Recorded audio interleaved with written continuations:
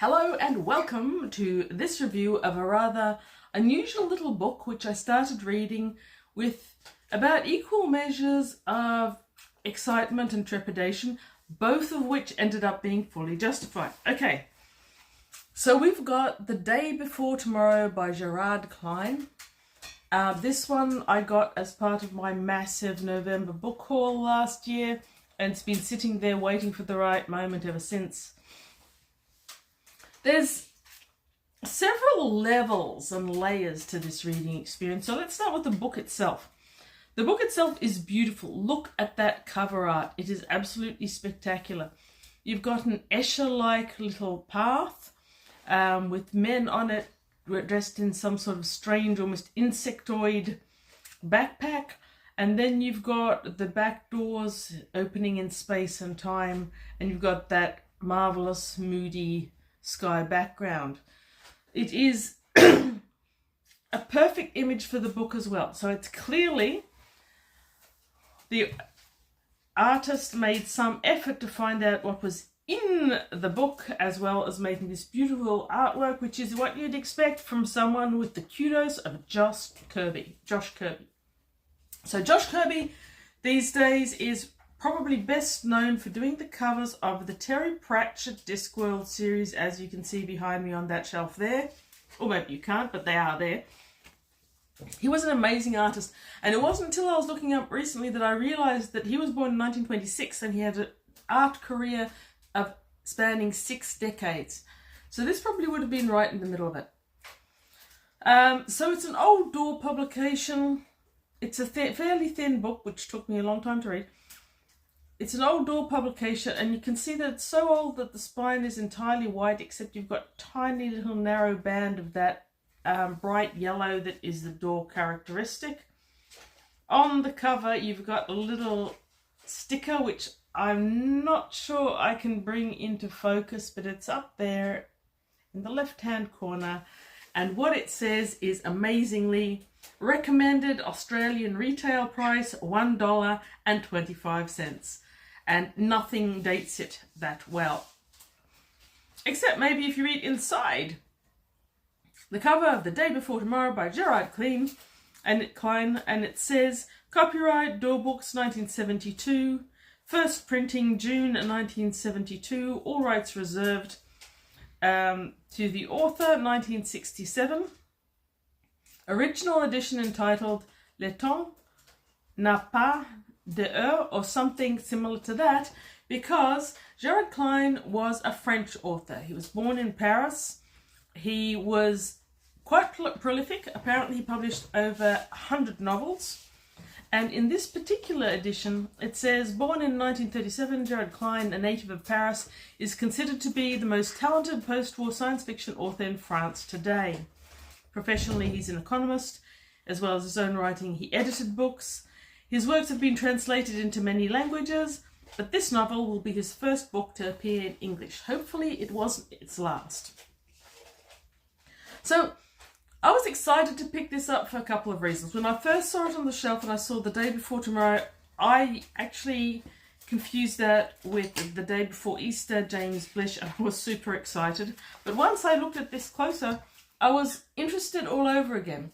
Because aside from its age and its venerable heritage, if you will, Gerard Klein is a French author. And you don't really see that many of French authors, but that's the other layer to this book. So French science fiction has got a fair heritage. It's like in the 1900s, the French editions books were already coming out, and they had post-apocalyptic, they had Last Man on Earth, they had adventures on Mars and Venus, you had timey-wimey stuff and space-time continuums, you had all this stuff in the 1900s that didn't really appear in the English market until I think a fair bit later. Also Jules Verne, sometimes known as the father of science fiction, whether you take that or not, he was French. Now, an interesting thing I find about the French authors, and I'm no expert or anything, but when you look into it, you realise that the French authors who wrote science fiction wrote lots of other stuff as well. Now that was true of America and I think a little bit of England as well, but you had an author like Jack Vance who wrote science fiction. When he went to do crime and mystery, he'd use a pseudonym like Ellery Queen. No, the French didn't bother with that. If Gerard Klein wrote fiction or non-fiction or science fiction or anything else, they kept their own name. And another fairly famous author who did that is Pierre Boulle. He wrote The Bridge Over the River Kwai. I know I'm mispronouncing that as well. This is my day for mispronouncing foreign languages, which was a classic war novel based, I believe, on his experiences in Asia during the Second World War, but it's about the notorious death railway that the Japanese tried to build using prison labour in Thailand, the Thailand-Burma Railway. Great book. There was a movie, sparked a whole heap of interest. I do recommend going to that museum if you're ever in Thailand. Phenomenal story. He also wrote a little-known book, Planet of the Apes. I mean, when he wrote it in French, it was Planet of the Monkeys, but you know, and that sparked a huge franchise, more books and films all over the place, all under his own name. So that's an interesting thing about French science fiction. As an aside, their comics were really interesting too. Way back when most of the Western world had comics with dark-haired Dennis the Menace in England, blonde-haired Dennis the Menace in America, and lots of Zap, Kapow type superheroes. These guys were already drawing beautiful artwork for very mature comics that were aimed at mature people. Not just sex, there was that as well, but the concepts were adult. They were great. I wish I still kept some of the ones I had back in the day. Anyway, The Day Before Tomorrow. So I was excited to read for its heritage, but the actual reading experience is a little bit touch and go. Hence the trepidation. So this is a slow start. If you think you know what a slow start novel is, multiply that by 5 and you may have this really, really slow start. And the style has a lot to do with it. You've got elements of 60s sci-fi magazine, and not in a good way. You've got elements of really stiff, stilted, pompous writing. And I'm not sure how much of that is the translation. It's translated from the French by P.J. Sokolowski, of whom I know nothing. But another thing that slows this down is the fact that, as well as being older in a number of ways, it has the perspective, the omniscient worldview, which I've seen a few really good YouTube videos about that from various booktubers. And the thing is, if you require a character, especially a sympathetic character, an omniscient worldview may not work for you. And if the omniscient worldview, furthermore, is omnisenting over a whole heap of very stiff, stilted Anglo men, yeah, it was slow. So by page 20, the style had settled and improved. And at that point it became quite rich. It was lyrical, very classical in its inflections from start to finish though. So if you like reading classic literature or classic sci-fi, it may be a book for you. If you like something more vibrantly modern, you may struggle. But if you pick it up, and page 5, you're really not enjoying it, you're putting it down, you're not wanting to pick it up, bear with it. If by page 20 it hasn't quite got there, then if by page 30 you're not enjoying it, by all means give it up. But I think there's a sweet spot where all of a sudden the translation and the writing get the handshake and it starts to work. For me, that was around about page 20, 25. So, yes, there's a few other quirks to it that may make it difficult for some people and made the reading experience a bit mixed. Klein isn't what I'd call descriptive. By modern standards, he doesn't do much of it. He'll sketch a scene like a pencil outline and leave it to you to fill in the colour, the shading, the vibrancy. He just doesn't give you much. For example, early in the novel, the expedition are walking on this alien planet through this forest of fungi, and he describes huge fungi like trees, like a massive forest, but that's it. You have to provide detail, and if you don't know what a fungi is, you're very black and white. Okay. The writing itself is classical. You've got the stilted characters, you don't have the huge descriptiveness, you've got all these things, but it's very, very meticulous. At times it feels like someone has got a teeny tiny pen and is writing in teeny tiny handwriting and making sure to smooth all the edges right into shape. But despite this feeling of great attention to detail, of very meticulous writing and concept, the text does things that wouldn't fly today. It contradicts itself, and it does it a lot. For example, there's one page fairly early on, the team are on this foreign planet. They're all disconcerted and discombobulated because things aren't happening the way the briefing suggested they were. One gets the feeling that that's unusual, but by the end of the page, the last paragraph, Jorgensen, the team leader, is saying that the instructions are often incorrect. It's like one or the other guys, one or the others. Oh yes, and a bit later, they're on this planet, they see the natives, and we know that these guys have gone back in time thousands and thousands of years, because they've told us they're so back in time that the very first rocket had not yet left Earth.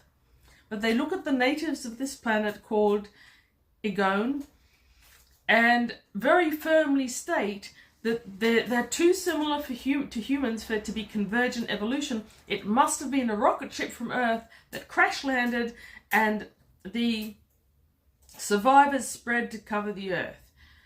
But it's thousands of years before the first rocket ship, and you really needed to get your ducks in a row, Klein, before you shot. Just saying. Consistency. Okay, so what's this book actually about?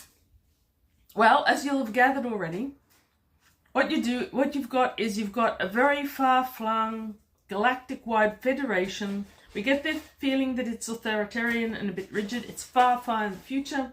Mankind inhabits a lot of planets. We don't hear a lot about it, but just in passing. And in this federation, you've got specialists. Klein loves the word specialist, and I'm not quite sure I know what he means with it, but whatever. But you also have these generalists, I suppose.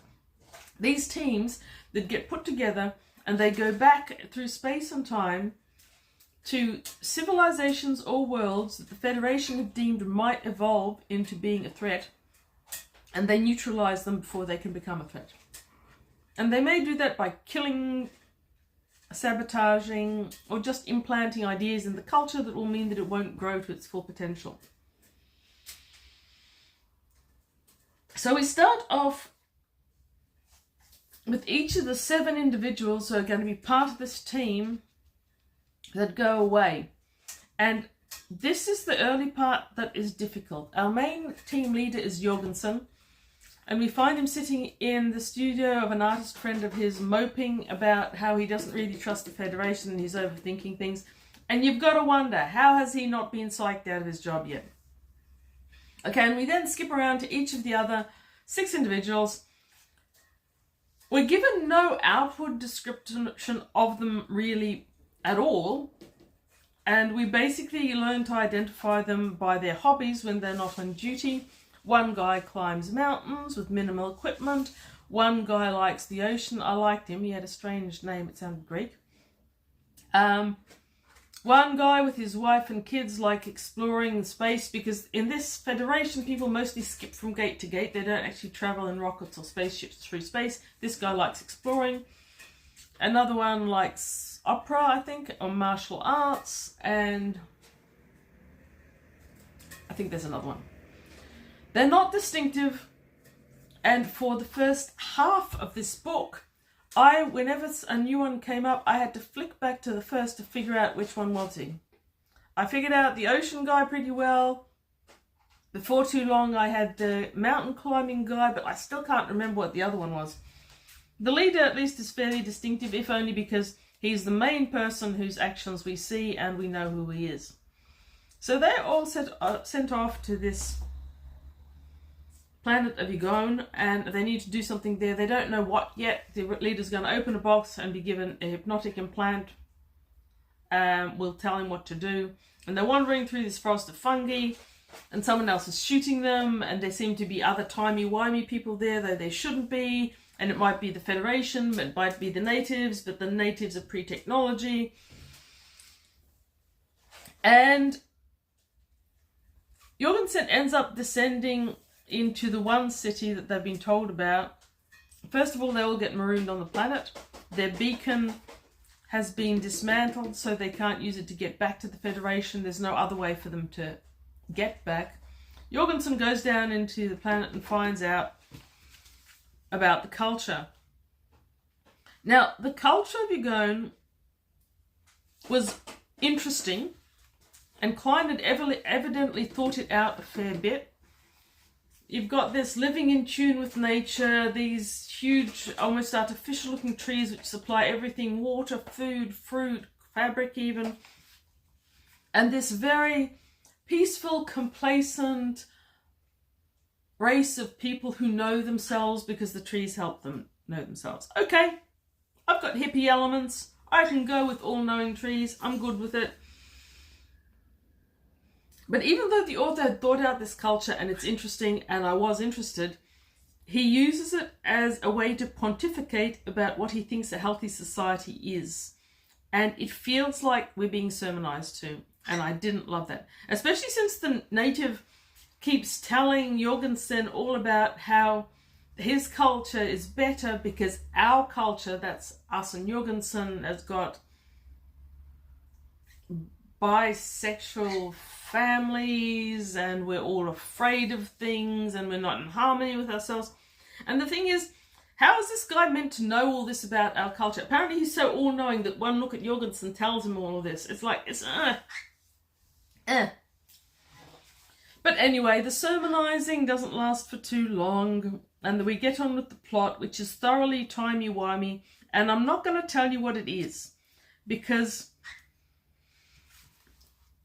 for many people, I think, who like classic sci-fi or classics in general, this book is going to be fascinating and well worth reading, and I cannot do justice really to the timey-wiminess, and because there's not much in terms of character development or descriptiveness, as I think most of us would think of scene description, like William Gibson does scene description, it's a bit flat.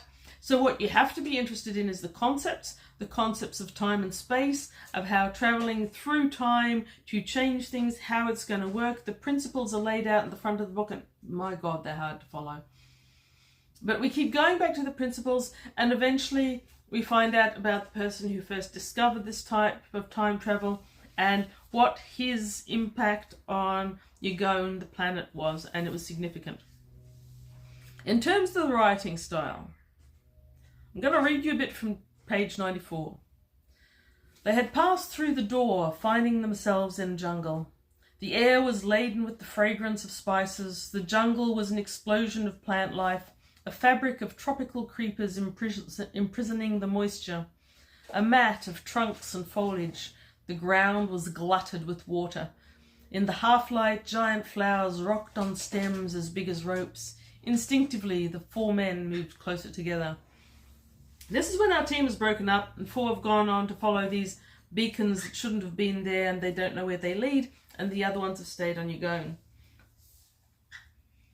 So, if you like that style of writing, you'll like this book. Overall, I did really like it. I would definitely give it a 3, maybe even a 4 stars, but it's hard work. This is a thin book. This is 128 pages. I can normally rip through a book like this in a day or two if I'm busy. This one took days because the actual writing complexity between the language being stilted, not English, and translated into English, you have to concentrate. It's not something that just flows off the page and into your brain. It's something you have to invest in quite heavily. And I think it's worth the investment. I think it's especially worth the investment for any of you, and I know there's a few of you out there who really are into the early classic sci-fi, the roots of sci-fi as it were, and the more unusual permutations. You're not going to find anything quite like this, I don't think, in any science fiction writer who was primarily an English writer. There's something just a little bit culturally alien about it. And again, the language and the standards. But like I said, it's not a flawless book by any means. You have to read it as what it is, something from the origins, I guess, in a way, the modern origins of science fiction. And if you think that's for you, I would highly recommend The Day Before Tomorrow by Gerard Klein. Spend some time on it. If by page 30 you just can't get into it, maybe it's not for you. But I think there's plenty of you out there who will get as much from it as me. So thank you very much for listening to this rather wombly review. And read good books.